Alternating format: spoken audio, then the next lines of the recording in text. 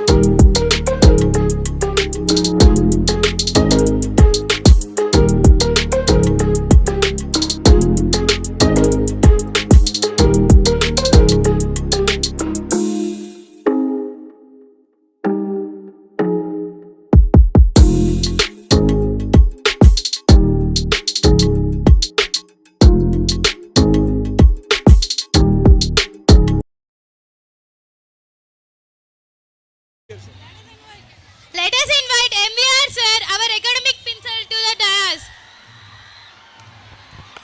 MES sir, please come and ask sir. గట్టిగా చప్పట్లు కొట్టాలి.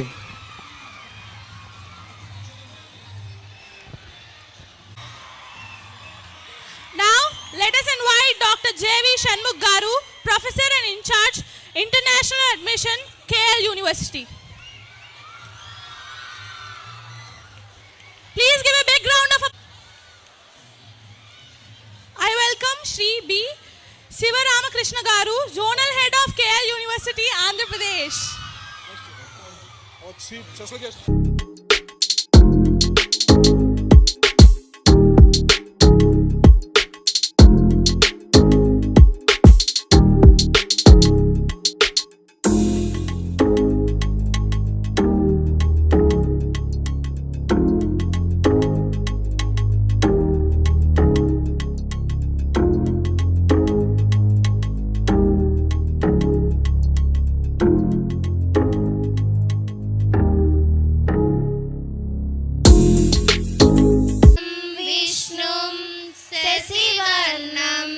चतुर्भुजं प्रसन्नवदनं ध्याये सर्वविघ्नोपशान्तये अगजानन पद्मार्कं गजाननमहर्निशम् अनेकदन्तं भक्तानां एकदन्तमुपास्महे एकदन्तमुपास्महे।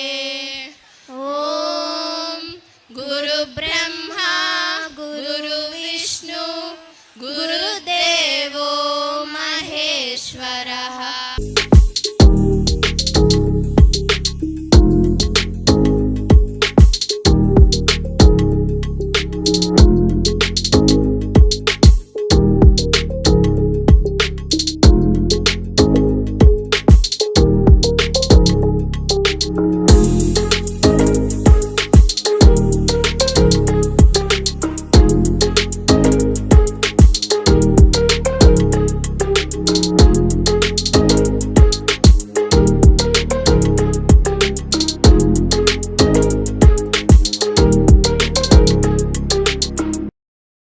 కేఎల్ యూనివర్సిటీ వాళ్ళ యొక్క launching program, that is second 2026 year admissions process కోసం వాళ్ళు మన మేనేజ్మెంట్ని రిక్వెస్ట్ చేయడం జరిగింది.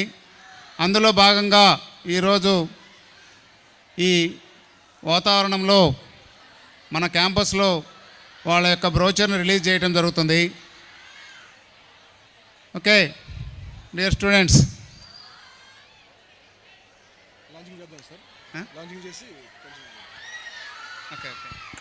ఇప్పుడు మన KL university KL 2026 postal launching కార్యక్రమం కిషోర్ గారు కూడా స్టేజ్ మీద రావాల్సిందిగా కూర్చున్నాను సార్. కాదు, మన పార్ట్నర్స్ కాబట్టి మనం ఇన్వైట్ చేశాము. కొద్దిగా కామ్గా ఉంటే వాళ్ళ ప్రోగ్రామ్ వాళ్ళు కంప్లీట్ చేస్తారు త్వరగా. ఓకే, పోతే శివరామకృష్ణ గారు ఇందాక శ్రీ చైతన్య గురించి మీతో చాలా మాట్లాడారు. ఇక్కడ నేను 2 నిమిషాలు మాట్లాడతాను మీతోటి. లాస్ట్ ఇయరు మన రిజల్ట్ మీకు తెలుసు. మీ అందరి కష్టం వలన ఆ రిజల్ట్ తీసుకొని రాగలిగాము. దానికంటే ఈ సంవత్సరం ఎక్కువ కష్టపడి మంచి రిజల్ట్ తీసుకొని వచ్చేసి మన క్యాంపస్ల యొక్క పేరు ప్రతిష్టల్ని ఒంగోలు టౌన్లో నిలబెడతారని మనస్ఫూర్తిగా కోరుకుంటున్నాను. ఓకేనమ్మా, ఒక చిన్న ఎగ్జాంపుల్. ఎవరి కృషిని వాళ్ళు నమ్ముకుంటే వాళ్ళు బాగుపడతారు. ఎదుటి వాళ్ళ మీద డిపెండ్ అయితే ఎప్పుడూ డిపెండెంట్గానే ఉండిపోతారు. సో మీరందరూ మీలో దాగి ఉన్నటువంటి విజ్ఞానాన్ని వెలికితీసి ఉజ్వలమైన భవిష్యత్తుతోటి వెలుగొందాలని మనస్ఫూర్తిగా కోరుకుంటూ థ్యాంక్ యూ విరమిస్తున్నాను. I thought it is good afternoon, but good evening to all of you. మీరందరూ కూడా మీలో మీరు ఇలా మాట్లాడుకుంటానికైతే ఇక్కడ కూర్చోవాల్సిన అవసరం లేదు. ఇందాక రాగానే గమనించా, చాలామంది గుర్తింపు కోసం ఆడపిల్లలు కూడా పెద్దగా గొంతు ఈ నాణ్యాలు తెగేటట్టు అరుస్తున్నారు. కేవలం ఏంటంటే ఐడెంటిటీ క్రైసిస్ అన్నమాట. అంటే వాళ్ళని గుర్తించాలి అని చెప్పి. యాక్చువల్గా ఇక 1 అవర్ మీ అందరూ మీ మైండ్ని కంట్రోల్ చేసుకొని మీకు ఒకళ్ళు చెప్పకుండా జస్ట్ సైలెంట్గా ఉండండి. మీకు అసలు ఆ పవర్ ఏంటో తెలుస్తుంది. ఇవాళ మనిషికి ఉండాల్సినటువంటి టీనేజర్స్, ఎస్పెషల్లీ టీనేజర్స్కి ఉండాల్సిన పవర్ ఏంటి అని చెప్పి క్వశ్చన్ చేసుకుంటే మనల్ని మనం, చాలామందిని నేను టెస్ట్ చేశాను, ఎవరికి కూడా అది అసలు విషయమే తెలియదు. ఈ టీనేజర్స్లో పవర్ ఏంటి అంటే ఫోకస్, కాన్సంట్రేషన్. ఒక విషయం జరిగేటప్పుడు ఫోకస్ చేయాలి. ఆ ఫోకస్ చేసే కాన్సంట్రేషనే మెయిన్ పవర్ అన్నమాట. ఈ పవర్ ఎందుకు అవసరం అంటే మనందరం we are living in a digital world. ఇవాళ మనం 20 సంవత్సరాల క్రితం వేరు, 10 సంవత్సరాల క్రితం వేరు, ఇవాళ వేరు. ఇవాళ డిజిటల్ వరల్డ్లో ఉన్నాం మనం. మన ఈ మధ్య హాస్టల్ క్యాంపస్కి, డే స్కాలర్ క్యాంపస్కి మధ్య ఏమిటండి డిఫరెన్స్ ఏంది, క్రెడిట్స్ అండ్ మార్క్స్ అని చెప్పి ఒక చిన్న రీసెర్చ్ చేయమంటే, అవి చెప్పకూడదు బయటికి, రీసెర్చ్ చేసి గమనించాం.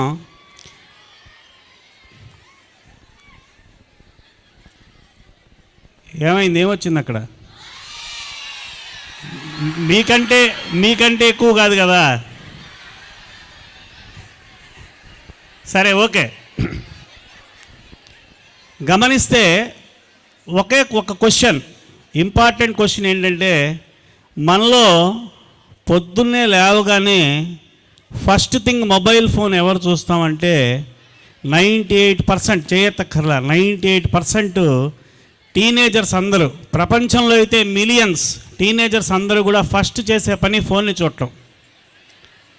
ఆ ఫోన్ చూసిన తర్వాత చిన్నగా, అంటే ఫోన్ అంటే టెక్నాలజీ డెవలప్ అయింది కాబట్టి ఫోన్ తోటి వాళ్ళు ఇక్కడ కూర్చొని కెనడాలో ఉన్న వాళ్ళతో మాట్లాడవచ్చు, అలానే కేరళలో ఉన్న వాళ్ళతో మాట్లాడవచ్చు.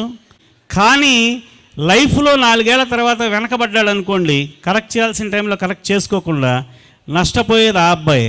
కానీ మేము చూస్తూ ఉండలేం, వాళ్ళు కరెక్ట్ చేస్తున్నారు. ఎందుకంటే వాళ్ళ ఇంటికి వాడు ఎంత ఇంపార్టెంటో మాకు తెలుసు. ఇక్కడ 1000 మంది పిల్లలు ఉన్నప్పటికి కూడా మాకు ప్రతి ఒక్కళ్ళు ఇంపార్టెంటే అనమాట. వాళ్ళు శ్రద్ధగా వినాలి అని కోరుకుంటాం.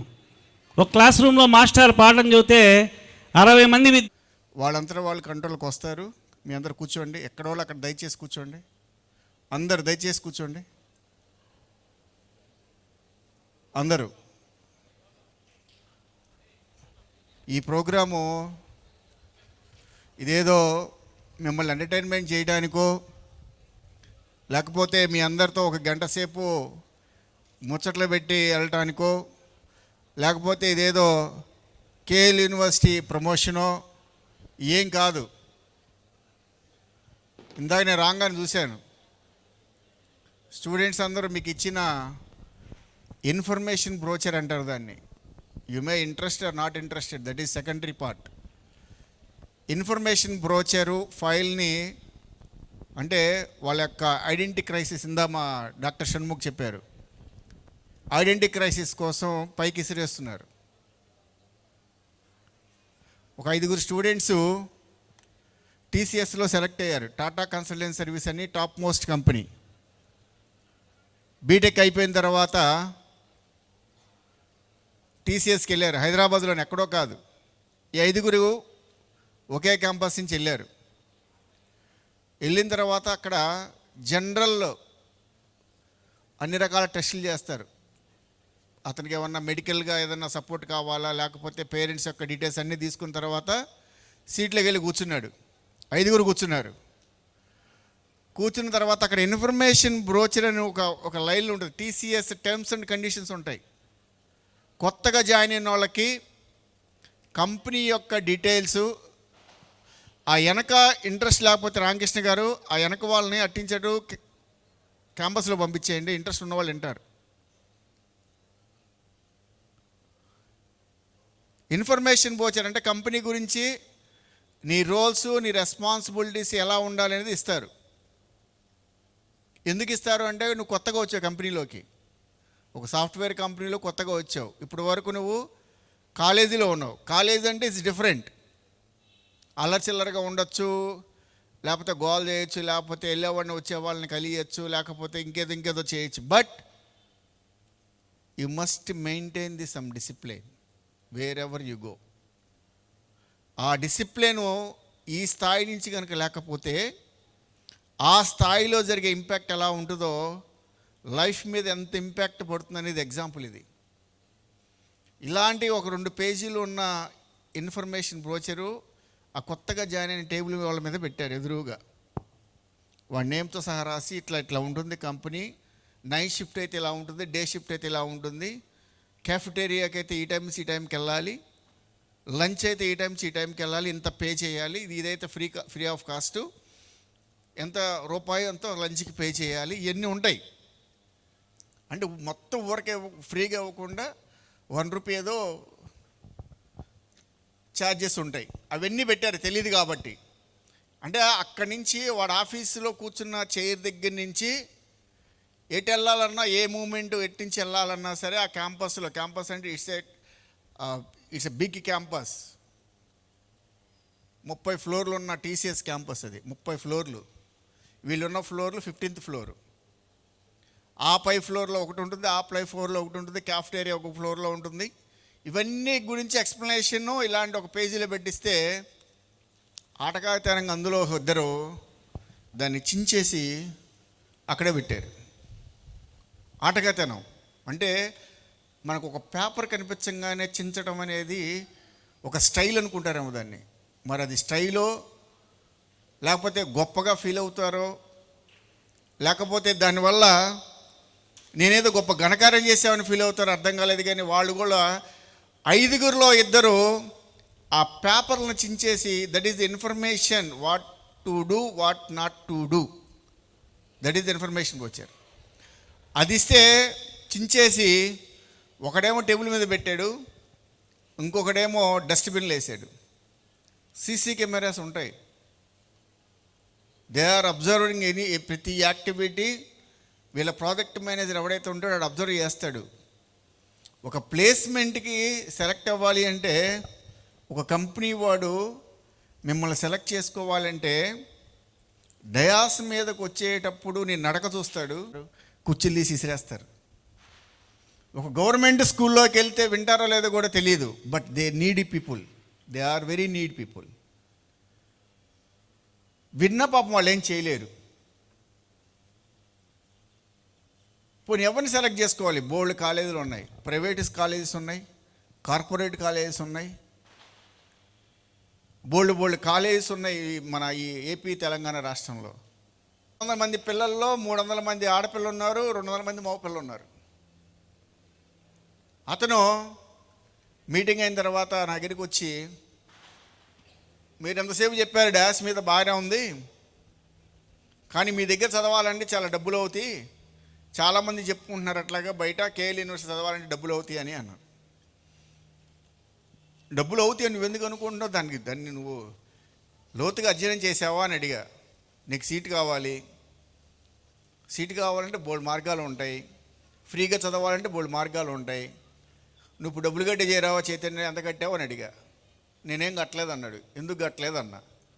నా మార్కులు ఉన్నాయి, ఇచ్చారు, ఫ్రీగా ఇచ్చారు అన్నారు. అయ్యే మార్కులు తెచ్చుకో, ఇక్కడ కూడా ఇస్తారేమో, అసలు నీ ప్రయత్నం చేసావా అని అడిగా. మార్కులు మంచి మార్కులు వచ్చినాయి ఇచ్చారు. మరి ఇక్కడ నీకు కావాలి అంటే తెచ్చుకో, ఇంటర్మీడియట్ మంచి మార్కులు తెచ్చుకో. నీకు ఇప్పుడు మార్కులు ఎన్నోనే అన్న 968 96% ఉందన్నాడు.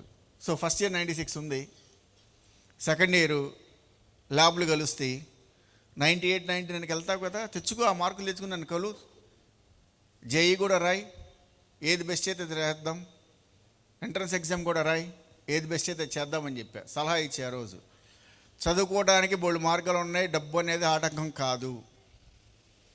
నువ్వు చదువుకోవాలన్న నీకు కనుక ఇంట్రెస్ట్ ఉంటే మార్గం నేను చెప్తా అని చెప్పా.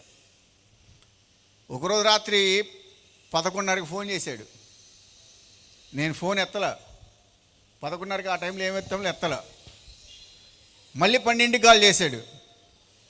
అదే నెంబర్ నుంచి 2 సార్లు వస్తే నాకు భయం వేసింది. ఒకవేళ ఏదన్నా ఎమర్జెన్సీ ఏమో, ఎవరన్నా ఫ్యామిలీ మెంబర్స్ ఎవరైనా కాల్ చేస్తున్నామో వేరే నెంబర్ నుంచి, ఫోన్ లేకపోతే వేరే నెంబర్ నుంచి చేస్తుంటారు కదా, అట్లా అని చెప్పి ఫోన్ ఎత్తితే ఈ స్టూడెంట్, ఏంట్రా బాబు ఈ టైంలో చేసావేంట్రా అంటే, నాకు టెన్షన్ వచ్చింది సార్, నాకు బతకాలనిపించట్లేదు, నేను ఇంక జీవితంతో నేను ఉండలేకపోతున్నాను, నేను ఏదేదో అనుకున్నాను కానీ నాకు బతకాలనిపించట్లేదు, చివరిగా మీతో మాట్లాడదామని చేశాను అన్నాడు. 12 గంటలకి ఒక స్టూడెంట్ నాకు ఫోన్ చేసి అలా మాట్లాడితే ఎలా ఉంటుంది? నేను వెంటనే అతనికి,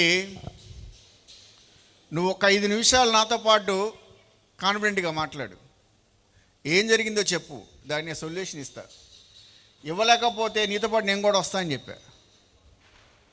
నీకు నేను సొల్యూషన్ ఇవ్వలేకపోతే నీతో పాటు నేను కూడా వస్తాను, నువ్వు ఎక్కడికైతే వెళ్దాం అనుకుంటున్నావు, ఏదైతే చేద్దాం అనుకుంటున్నావు అది కూడా నేను కూడా చేస్తానని చెప్పా. ఎందుకు ఆ మాట అన్నాడంటే, 964 ఫస్ట్ ఇయర్లో మార్కులు వస్తే సెకండ్ ఇయర్కి వచ్చేపాటికి 940కి పడిపోయినాయండి మార్కులు. సరే పడిపోయినాయి, ఎందుకు పడినాయి అన్న, ఇంటర్మీడియట్లో 2 ఎగ్జామ్స్ అప్పుడు నాకు ఫీవర్ వచ్చింది, హై ఫీవర్ వచ్చింది, రాయలేకపోయా అన్నాడు. వదిలే, దానికి ఎంత ఎందుకు ఫీల్ అవ్వడం అవసరం ఏముంది? 960కి 940కి వచ్చావు, ఏమవుతుంది? మార్కులు జీవితం కాదు, చదువే జీవితం కాదు. చదువు అనేది జీవితంలో ఒక పార్ట్ అంతే. దాన్ని బేస్ చేసుకొని నువ్వు నేనేదేదో అయిపోతాను, నాకు బతకాలని లేదు అంటే నీ ఫ్యామిలీ అయిపోవాలి, నిన్ను నమ్ముకున్న వాళ్ళు ఏమైపోవాలి అని అతనికి చాలాసేపు కౌన్సిలింగ్ చేసి, దాదాపు పావు గంట అనుకున్నవాడిని కాస్త గంట సేపు మాట్లాడా ఆ బాబుతో. నువ్వు నాకు రేపు పొద్దున వచ్చి కలువు, నువ్వు ఎక్కడున్నా సరే నీకు మార్గం చెప్తాను, ఏం చేయాలని చెప్పా. రైట్, పొద్దునే రాలా అతను. ఏవైందా అని క్యూరియాసిటీతో నేనే కాల్ చేశా. చేస్తే వాళ్ళ ఫాదర్ ఫోన్ ఎత్తారు, బాబు లేడండి బయటికి వెళ్ళాడని చెప్పారు. ఓకే సేఫ్ అనుకున్నాను. 1 ఫైన్ మార్నింగ్ ఆడే కాల్ చేశాడు నాకు. చేసి, సార్ నేను మీ దగ్గరికి వస్తున్నాను, మీరు ఎక్కడున్నారో చెప్పండి అన్నాడు. అరే నువ్వు ఇప్పుడు నా దగ్గరికి వస్తానంటే ఎట్లా? నేను ఎక్కడో ఉన్నాను, వేరే దేశంలో ఉన్నాను, నువ్వు ఇప్పుడు కాల్ చేసి దగ్గరికి వస్తానంటే ఎట్లాగా? నేను 2 రోజుల తర్వాత ఇండియాకి వస్తాను, అప్పుడు రమ్మని చెప్పా. తర్వాత వచ్చాడు.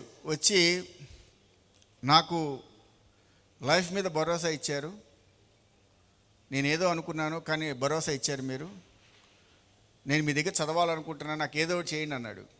సరే జేఈ రాసావా అని అడిగా. ఇంటర్మీడియట్ మార్కుల మీద అతనికి ఫ్రీ సీట్ రాదు, ఎందుకని 940 వచ్చినాయి కాబట్టి. జేఈ రాస్తే 94.4 వచ్చింది జేఈ ఫస్ట్ ఫేజ్లో. సరే 95 ఉంటే మన దగ్గర ఫ్రీ. కేఎల్ యూనివర్సిటీలో జేఈలో 95% ఉంటే 4 సంవత్సరాలు ఏం కట్టవసరలా, వితౌట్ ఎనీ కండిషన్స్ 4 ఏళ్ళు చదువుకోవచ్చు. మరి ఇక్కడ 94.4 వచ్చింది. సరే దాన్ని ఏం చేశాను, 94.4ని నా దాని కింద 95 చేసి 94.5 చేసి 94.5 ఈజ్ నథింగ్ బట్ 95. మ్యాథమెటిక్స్లో మనం చెప్తాం కదా ఈక్వలెన్స్, ఆ ఈక్వలెన్స్ అప్లై చేసి అతనికి ఫ్రీ సీట్ ఇచ్చాను. ఫ్రీ సీట్ ఇచ్చి 4 ఏళ్ల క్రితం చేరాడు, చదువుతున్నాడు. ఫస్ట్ ఇయర్ నుంచే కోడింగు, కోడ్ జ్ఞానం అంటారు, కోడ్ జ్ఞానం, కోడ్ చెఫ్, కోడింగ్ ఎలా రాయాలి, దేనికి ఏ ప్రోగ్రామ్కి ఎలా రాయాలి అనే దాని మీద అతను క్షుణ్ణంగా నేర్చుకున్నాడు. నేర్చుకున్న తర్వాత ఫస్ట్ ఇయర్ అయిపోయింది, సెకండ్ ఇయర్ అయిపోయింది, నాతో రెగ్యులర్ టచ్లో ఉన్నాడు. నేను క్యాంపస్కి వెళ్ళినప్పుడు అతను కలుస్తుంటాను, గైడ్ చేస్తుంటాను కొన్ని. సెకండ్ ఇయర్కి వచ్చిన తర్వాత ఏ స్పెషలైజేషన్ తీసుకోవాలి, ఇక్కడ ఇంకోటి కూడా చెప్పి అతనికి చేరే ముందు సెకండ్ ఫేజ్ రిజల్ట్స్ వచ్చినాయి. జేఈ వస్తే 92 వచ్చింది అతనికి. ఫస్ట్ ఫేజ్లో 94 వస్తే సెకండ్ ఫేజ్లో 92 వచ్చింది ఆ బాబుకి.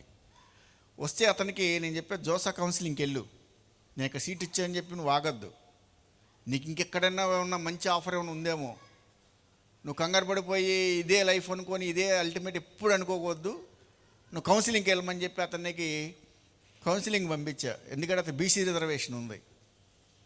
పంపిస్తే అతనికి ఫస్ట్ కౌన్సిలింగ్లో సీట్ రాలా. నువ్వు డిసప్పాయింట్ అవ్వద్దు, కంగారు పడమాక, సెకండ్ కౌన్సిలింగ్ అప్లై చేయమని చెప్పా. ఫస్ట్ కౌన్సిలింగ్లో రిజర్వేషన్ కేటగిరీలో ఎవరైతే రాలేదో అవన్నీ కూడా సెకండ్ కౌన్సిలింగ్లో జనరల్ కేటగిరీకి మార్చేస్తారు. అతనికి బీసీ రిజర్వేషన్ కోటా కింద సెకండ్ కౌన్సిలింగ్లో జమ్మూ కాశ్మీర్లో సీట్ వచ్చింది. జమ్మూ కాశ్మీర్లో కంప్యూటర్ సైన్స్ రాలా, అతను అనుకునే డ్రీము కంప్యూటర్ సైన్స్, ఎలక్ట్రికల్ వచ్చింది. మీకు అసలు బ్రాంచ్లు తెలిసి ఎలా ఉంటాయో, computer science, electronics, electrical, mechanical, civil, biotechnology, ఇవి మేజరు ఇంజనీరింగ్లో. వేరే గ్రూప్లోకి వెళ్ళాలి అనుకుంటే, అదర్ ప్రోగ్రామ్స్కి వెళ్ళాలనుకుంటే BCom, BBA, BCA, BSc animation, BA with IAS, BBA, LLB, 5 సంవత్సరాలు అది. ఇవి మిగతా ప్రోగ్రామ్స్, అంటే నాన్ టెక్నికల్ ప్రోగ్రామ్స్ అంటారు. ఇంజనీరింగ్లో చేసి ఐటీ ప్రొఫెషనల్ అవ్వాలి అనుకున్న వాళ్ళకి ఇటువైపు బీటెక్ రావాలి. ఇంజనీరింగ్ 4 ఏళ్ళు కాకుండా నేను ఐటీ ప్రొఫెషనల్ అవ్వాలనుకున్న వాళ్ళు కూడా అవ్వచ్చు, బీసీఏ చేయొచ్చు. లేదు డిఫరెంట్గా ఉండాలి అనుకున్న వాళ్ళు బీబీ, ఎల్ఎల్బి చేయొచ్చు. 5 ఏళ్ళ ప్రోగ్రాము. సొంతంగా మీరు ప్రాక్టీస్ పెట్టుకోవచ్చు. మంచి మంచి ప్రతి కంపెనీలో కూడా మీకు లీగల్ అడ్వైజర్ ఉండాల్సిందే. ఏ కంపెనీకి అయినా సరే చివరికి మన కాలేజీ కూడా లీగల్ అడ్వైజర్ ఉంటాడు, మినిమం శాలరీ ఉంటుంది. అలా చేయొచ్చు. యానిమేషన్, గేమింగ్ ఉన్నాయి, అద్భుతమైన ప్రోగ్రామింగ్. అది యానిమేషన్ అనేది చాలా బాగుంటుంది ఇంజనీరింగ్ ఇష్టం లేని వాళ్ళకి. బీకామ్ ఉంటుంది, ఫైనాన్సు, అది లేకుండా ఫైనాన్స్ నడవదు, అకౌంట్స్ నడవు. అలాంటి ప్రోగ్రామ్స్ ఉంటాయి, అలాంటివి చేయొచ్చు. లేదా ఫార్మసీకి వెళ్ళొచ్చు, అగ్రికల్చర్కి వెళ్ళొచ్చు. ఇట్లాంటి ఇన్ని ప్రోగ్రామ్స్ ఉన్న వాటిల్లో మీకు చాయిస్ ఏంటనేది ముందే మీరు డిసైడ్ చేసుకోండి. ఇంజనీరింగ్కి వెళ్ళాలా, అదర్ ప్రోగ్రామ్కి వెళ్ళాలా అనేది డిసైడ్ చేసుకోండి. చేసుకున్న తర్వాత ఈ ప్రాక్టీస్ చేయండి. అంతేగాని అందరిలాగా, మిగతా వాళ్ళందరిలాగా ఏదో జరిగిపోతుందిలే అనుకుని జరిగినట్టు వెళ్తే ఏమవుతుందంటే ఎవరికి ఏమీ కాదండి. ఇక్కడ దాదాపు 50% ఆడపిల్లలు ఉన్నారు, రిమైనింగ్ బాయ్స్ ఉన్నారు. చూస్తారు తల్లిదండ్రులు కొన్ని రోజులు, డిగ్రీ వరకు చదువుకున్నావు కదమ్మా, ఇంకా నీకు ఉద్యోగం రావట్లేదు కదా, లేకపోతే చేస్తున్న ఉద్యోగం బాగోట్లేదు కదా, మంచి సంబంధం చూసి పెళ్ళి చేస్తాలేమో అంటారు. నీ లైఫ్ కథం అక్కడితో. వాడిని చూస్తారు, ఎరా అటు ఇటు రోడ్ల మీద తిరుగుతున్నావు ఎదవా, పొద్దున సాయంకాలం దాకా ఫ్రెండ్స్ వేసుకుని తిరుగుతున్నా బళ్ళు వేసుకొని అని చెప్పి బండి కట్ చేస్తారు, డబ్బులు కట్ చేస్తారు, కట్టడి చేస్తారు, వాడిని తిడతారు. నలుగురు వచ్చినప్పుడల్లా వాళ్ళ ఫాదర్ని చూసి ఏం చదువుతున్నాడు అబ్బాయి, ఏం చేస్తున్నాడు అయితే వాడు ఇంట్లో కనిపించకుండా పారిపోతాడు, ఎక్కడో ఫ్రెండ్స్ రూమ్లోనే ఎక్కడో దాక్కుంటాడు. ఈ దాగుడు మూతలు దండాకోర జరుగుతూ ఉంటుంది ఉద్యోగం వచ్చేంతవరకు, ఏ చిన్న ఉద్యోగం. చివరికి ఏమవుద్ది, ఎవడో కాళ్ళలో గడ్డం పట్టుకొని అరే ఏదో చిన్న ఉద్యోగం ఇప్పించంటారా, ఇంట్లో మన చెరబడలేకపోతున్నానని చెప్పి ఏదో 15,000కు 10,000కు ఉద్యోగంలో చేస్తాడు. అక్కడితో ఆ లైఫ్ ఖతం, ఇక్కడితో మీ లైఫ్ ఖతం. ఏముంది, మీరు వెళ్ళి ఇంకోటి కింద పనిచేయాలి. ఆడేం చెప్తే మీ ఇంటికి వెళ్ళమని చెబుతారు చెప్పరా. అంటే ఇవన్నీ రాబోయే రోజుల్లో ఆడపిల్లలకి తెలియకుండా జరిగే, వెనకాల తెలియకుండా జరిగే ఒక బలవంతపు ఇది. అది మీ లైఫ్లో జరగకూడదు ఉండాలనుకోండి, దాని తగ్గట్టు మీరు ప్లాన్ చేసుకోండి. ఇవి ఎక్కడైతే ఉంటాయో అక్కడికి మీరు వెళ్ళడం కాదు, మేము తీసుకెళ్తాం. కేఎల్ యూనివర్సిటీ లాంటి యూనివర్సిటీలో చదవాలి అంటే డబ్బు పెట్టవసరలా, మీరు రూపాయి పెట్టకుండా కేఎల్ యూనివర్సిటీ చదువుకోవచ్చు. ఏమంటే అయిపోయింది, టైం అయిపోయిందా అండి? సరే ఆపేద్దాం అయితే. వర్షం పడుతుంది కదా, ఆపేద్దాం.